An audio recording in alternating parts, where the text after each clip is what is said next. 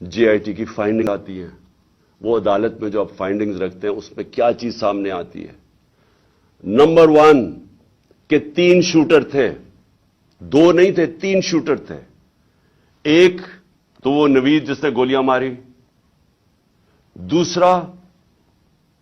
ایک اوپر سے جو گولیاں، جو میں کہہ رہا تھا اوپر سے آئیں گولیاں،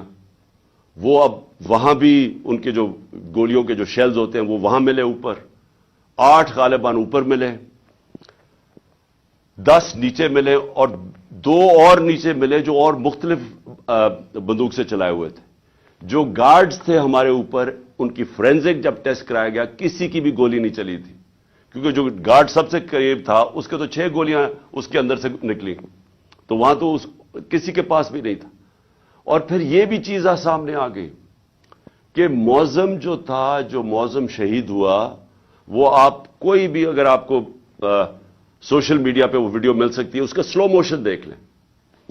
وہ معظم جب جاتا ہے اس کے پیچھے، تو جیسے ہی اس کے سامنے آتا ہے نوید کے، اس کو گولی لگتی ہے۔ وہ گولی نہ آگے سے لگتی ہے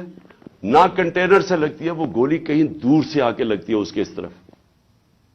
اور وہ